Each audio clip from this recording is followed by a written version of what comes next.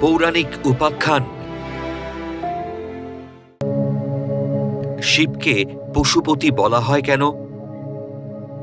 শিবকে পশুপতি বলা হয় কারণ তিনি সমস্ত চরাচর, প্রাণী এবং জীবের অধিপতি বা রক্ষাকর্তা।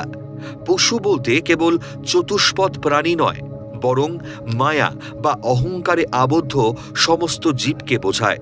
আর পতি হলেন প্রভু, তিনি জীবকে সংসার বন্ধন থেকে মুক্ত করেন, তাই তিনি পশুপতি।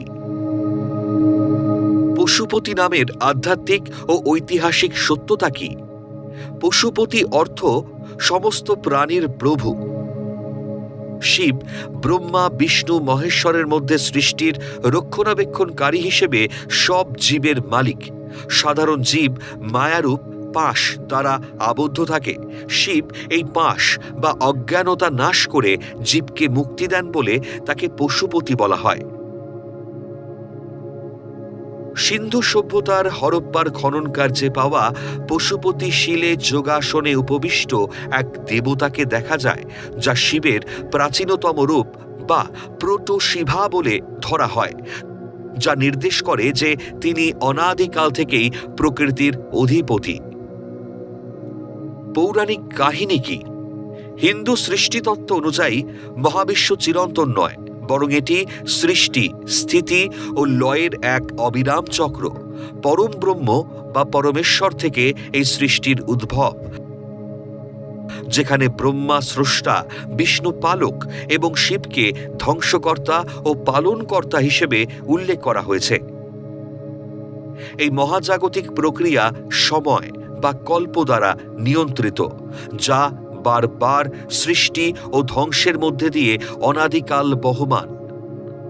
পুরাকালে একবার ভগবান শ্রীবিষ্ণু ক্ষীরসাগরে অনন্তনাগ বা শেষনাগে বিশ্রামকালে তার নাভিপদ্ম থেকে ব্রহ্মার আবির্ভাব ঘটালেন।